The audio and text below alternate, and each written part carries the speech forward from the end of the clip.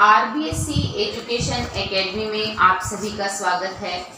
कल हमने हरिवंश राय बच्चन के बारे में उनका कवि परिचय पढ़ा था, जिसमें साहित्यिक परिचय भी था। आज कक्षा 12 के अंतर्गत उनकी जो कविताएं हैं, दो, आत्म परिचय और दिन जल्दी जल्दी ढलता है, उसमें से हम आत्म परिचय कविता का अध्ययन करेंगे। मैं जब जीवन का भार लिए फिरता हूँ, फिर भी जीवन में प्यार लिए फिरता हूँ। कर दिया किसी ने झंकृत जिनको छूकर, मैं सांसों के दो तार लिए फिरता हूँ। मैं स्नेह सुरा का पान किया करता हूँ, मैं कभी न जग का ध्यान किया करता हूँ।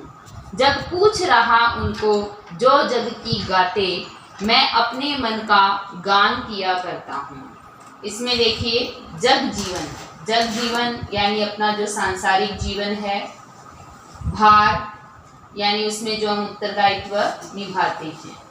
उसके बाद में झंकृत देखिए, जैसे संगीत के स्वर निकलते हैं ठीक वैसे ही तार, सांसों का तार यानी तारों का एक बाजा। स्नेह सुरा यानी प्रेम रूपी शराब। पान यानी पीना। जग का ध्यान यानी संसार के द्वारा जो स्वीकृत आचरण है। तो पहले हम इस पद का अध्ययन करेंगे। इसमें देखिए, जब भी हम इसकी व्याख्या करते हैं तो उसमें सह प्रसंग व्याख्या हमें लिखनी पड़ती है।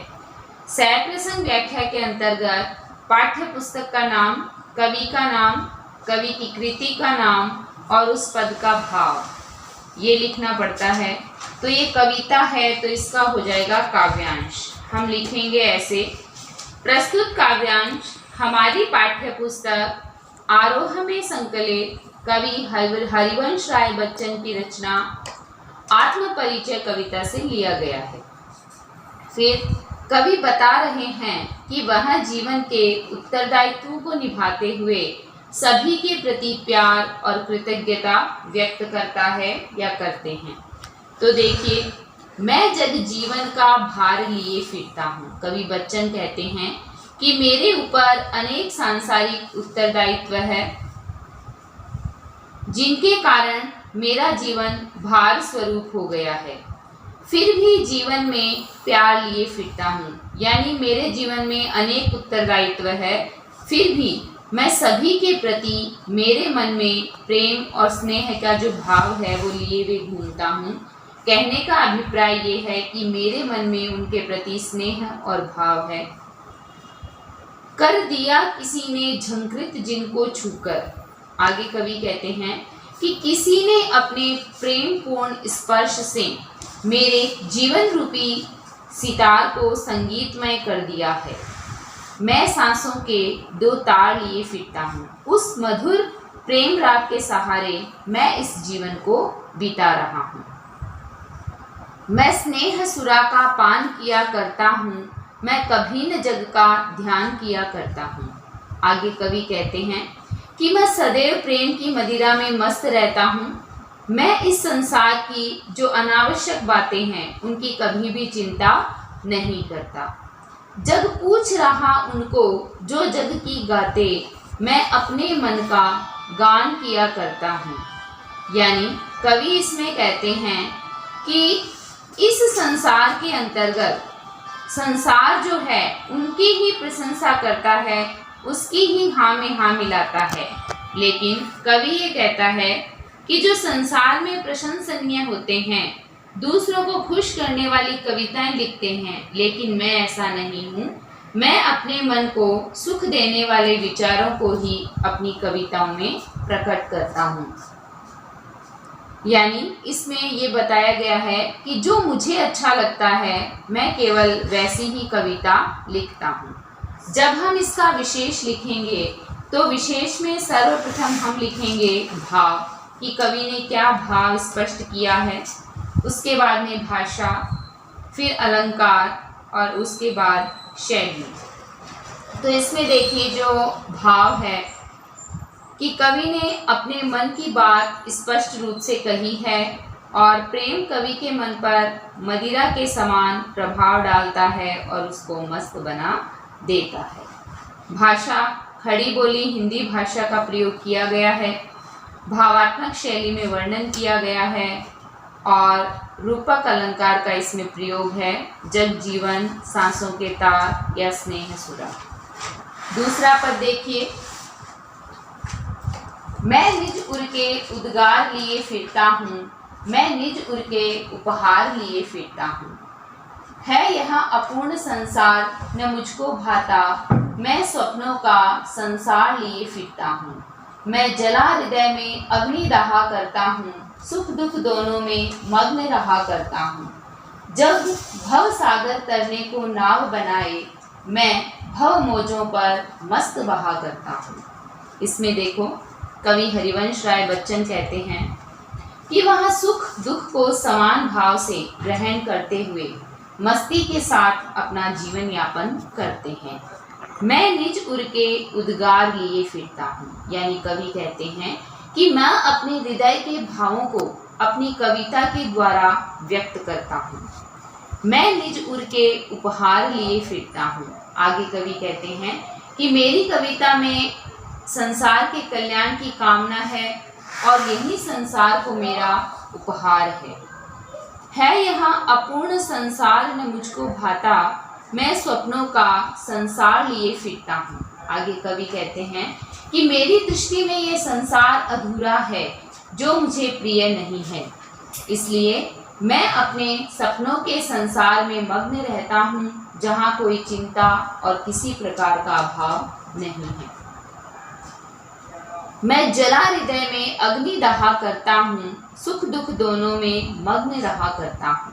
आगे कवि कहते हैं कि यद्यपि संसार के कष्ट, अभाव और दुख दर्द मेरे मन को निरंतर जलाते हैं, परंतु मेरे लिए सुख दुख दोनों समान है। जग भव सागर तरने को नाव बनाए, मैं भव मोजों पर मस्त बहा करता हूँ। आगे कवि कहते हैं कि लोग इस संसार को माया और भ्रम मानकर इस संसार रूपी सागर से पार होने का उपाय किया करते हैं।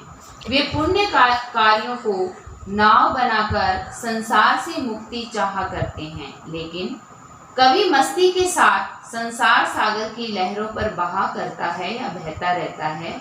तो कहने का अभिप्राय ये है कि कवि संसार की कठिनाइयों से विचलित न होकर प्रसन्नता पूर्वक उनके बीच से होकर अपना जो मार्ग है उसे तलाशता है।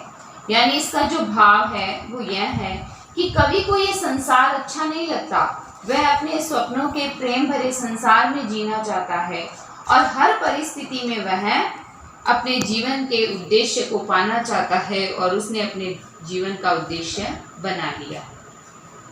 भाषा वही हो जाएगी, सरल प्रवाहपूर्ण और परिमार्जित जो खड़ी बोली है उसका प्रयोग किया गया है, परिचयात्मक शैली का प्रयोग किया गया है और कवि ने अपने मन के भाव अभिव्यक्त किए हैं। आगे देखो, मैं यौवन का उन्माद लिए फिरता हूँ, उन्मादों में अवसाद लिए फिरता हूँ। जो मुझको बाहर हंसा रुलाती भीतर, मैं हाय किसी की याद लिए फिरता हूँ। आगे कवि कहते हैं इस अंश में कि अपनी परस्पर विरोधी जो मनोभावनाएं हैं उसको अभिव्यक्त कवि ने किया है। इसमें मैं यौवन का उन्माद लिए फिरता हूँ।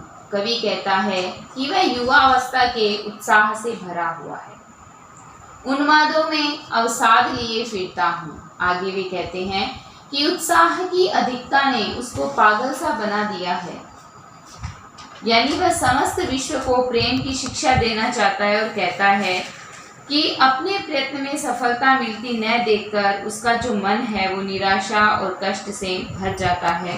तो वे कहते हैं, जो मुझको बाहर हंसा रुलाती भीतर, मैं हाय किसी की याद लिए फिरता हूँ। उसके मन में किसी अज्ञात प्रेमी यानी ईश्वर जो है उसकी याद छिपी हुई है। इस याद के सहारे उसका जीवन बीत रहा है। इस प्रेम को सहेज कर वह ऊपर से हंसता है, परंतु अंदर ही अंदर उसका मन जो है वो रोता रहता है। तो इसका भाव ये है कि कवि ने इस अंश में अपने मन के विचित्र अंतर्द्वंद को अभिव्यक्त किया है। आगे देखिए, अगला जो पद है काव्यांश है, कर यत्न मिटे सब सत्य किसी ने जाना, नादान वही है हाय जहाँ पर दाना।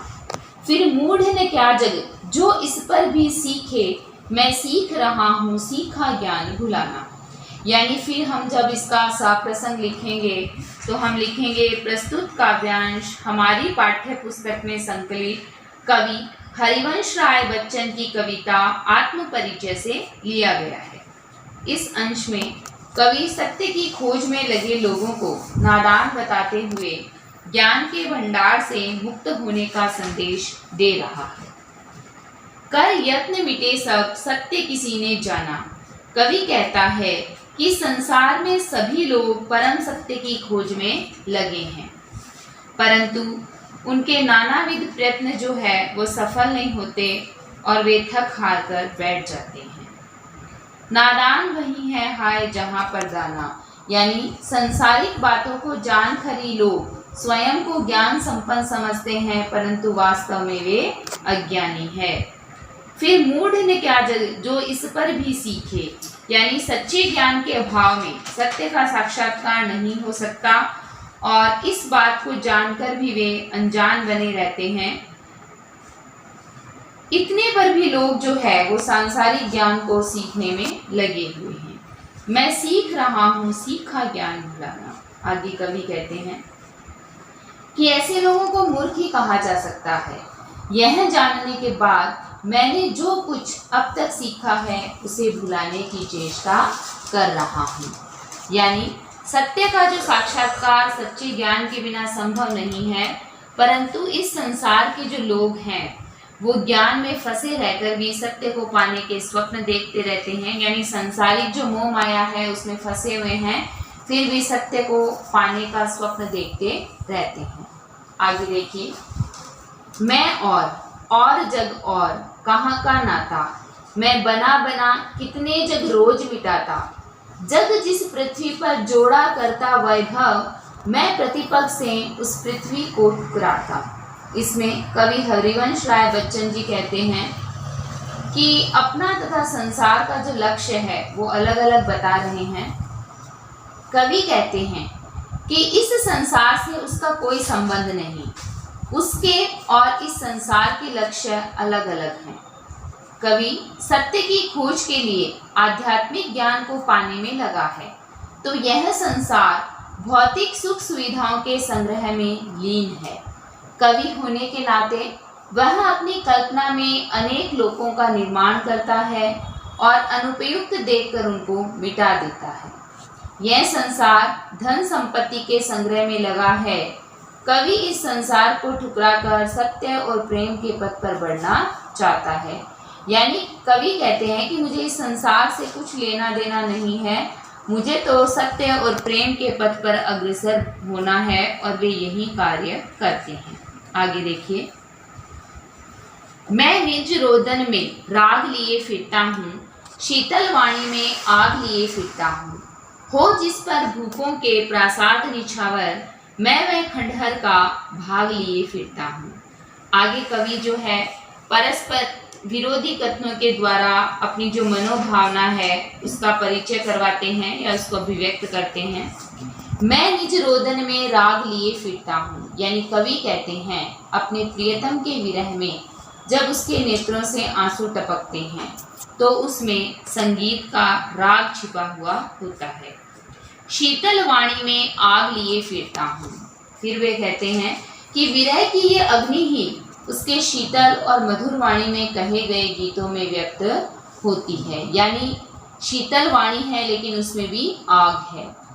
हो जिस पर भूपों के प्रासाद निछावर, आगे कवि कहते हैं कि कवि को विशाल राजभवनों की दरकार नहीं है। मैं वह खंडहर का भाग लिए फिरता हूँ कि वह तो सिर छिपाने के लिए एक टूटे फूटे भवन को पाकर ही संतुष्ट हो जाता है। आगे देखिए, मैं रोया इसको तुम कहते हो गाना, मैं फूट पड़ा तुम कहते छंद बनाना। क्यों कवि कहकर संसार मुझे अपनाए, मैं दुनिया का हूँ एक नया दीवाना। इसके अंतर्गत हरिवंश राय बच्चन जी कहते हैं कि संसार उसे एक कवि के रूप में नहीं बल्कि एक मस्ती से जीने वाले व्यक्ति के रूप में अपनाए, ऐसा कवि चाहते हैं। कवि कहते हैं, मैं रोया इसको तुम कहते हो गाना। कवि कहता है कि जब वह अपने मन की पीड़ा को प्रकट करता है तो लोग उसे गीत कहने लगते हैं। मैं फूट पड़ा तुम कहते छंद बनाना। लोग उसको कवि मानकर उसका सम्मान करना चाहते हैं और कवि कहते हैं कि ऐसा मुझे स्वीकार्य नहीं है। क्यों? कवि कहकर संसार मुझे अपनाए, कि वे चाहता है कि ये संसार जो है मुझे कवि कहकर ना अपनाए। मैं दुनिया का हूँ एक नया दीवाना, बल्कि मुझे इस दुनिया में नए प्रेम दीवाने के रूप में जाने। यानी छंदों के रूप में उनकी जो वेदना है वो फूट फूट कर रोई है। तो कवि कहते हैं कि दुनिया मुझे कवि के नाम से नहीं, बल्कि मुझे एक पागल प्रेमी के नाम से जाने, ऐसा मैं चाहता हूँ। मैं दीवानों का वेश लिए फिरता हूँ, मैं मादकता निशेष लिए फिरता हूँ। जिसको सुनकर जग झूम झुके लहराए, मैं मस्ती का संदेश लिए फिरता हूँ। आगे कवि कहते हैं इस अंश में कि सारे जगत को मस्ती भरे प्रेम का संदेश देते हुए कवि कहते हैं, मैं दीवानों का वेश लिए फिरता हूँ। यानी वह प्रेम का दीवाना है तथा मन में इस दीवानगी को लिए सर्वत्र घूमता रहता है। मैं मादकता निशेष लिए फिरता हूँ और उसके मन में प्रेम की एक कभी न चुभने वाली मस्ती है। जिसको सुनकर जग झूम झुके लहराए, यानी वो ये कहते हैं कि वह जहाँ भी जाता है लोगों को प्रेम की मस्ती का संदेश देता है और उसका यह संदेश लोगों को झूमने, झुकने और लहराने को बाध्य करता है। यानी कवि कहते हैं कि मैं इस संसार के प्रत्येक व्यक्ति के लिए जो मस्ती का संदेश है वो अपने साथ लेकर घूमता रहता हूँ। आगे देखिए, इसमें जो है कवि ने बताया है कि लेखक ने जीवन की सहज मस्ती का और सबके प्रति प्रेम भाव बनाए रखकर जीने का संदेश दिया है। भाषा वही है, खड़ी बोली हिंदी भाषा का प्रयोग है। अनुप्रास अलंकार युक्त रचना है, भावात्मक शैली का प्रयोग किया गया है और देखा जाए तो प्रसाद गुण युक्त रचना भी है, जहाँ कहीं कहीं माधुर्य गुण का भी प्रयोग हुआ है। तो आज हमने हरिवंश राय बच्चन द्वारा रचित आत्म परिचय कविता का अध्ययन किया है। कल हम दिन जल्दी जल्दी ढलता है कविता का अध्ययन करेंगे। आप सभी मेरे चैनल को लाइक, शेयर, सब्सक्राइब करें, बेल आइकन दबाना ना भूलें। धन्यवाद।